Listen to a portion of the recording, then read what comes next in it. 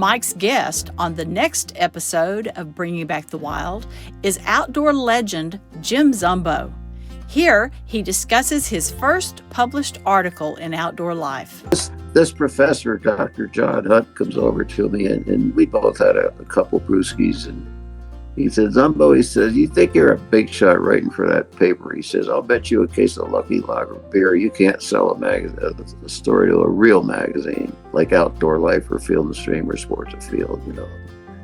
I'll take up on that, John. I said, of course, obviously, I didn't know what I was talking about.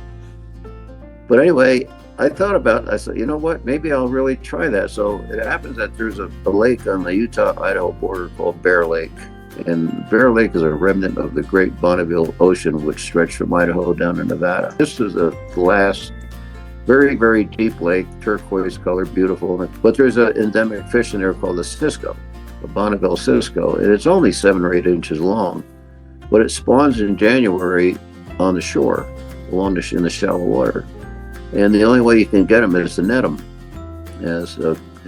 Through big gala, it's a big gala event. Big crowds of people would come from Idaho and Utah and even Wyoming, and we'd get our buckets full of smelt. They were really delicious, and the ciscos, probably 200-300 people. I thought, you know, this is quite the deal. So I borrowed a camera from a professor. I didn't even have a camera.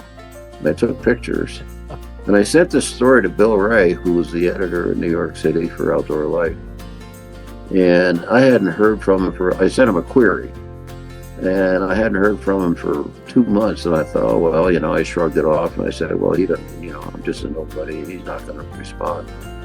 One day I got a letter from him, and he said, you made a big mistake. You sent that query to our subscription department in Boulder, Colorado, not the editorial department here in New York. So he says, it finally got to me, and he says, I'll take that story on speculation. He said, you write it, send pictures, and we'll see what happens. So long story short, I wrote the story, sent it to him, and he published it. So that was the beginning. That case of Lucky Lager beer, seriously, was the beginning.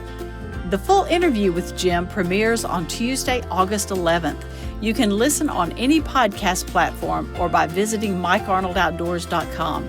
Be sure to tune in for more from Jim Zumbo. To continue the conversation about hunting and conservation, join Mike's Facebook group, Bringing Back the Wild, because what we do today matters for the future.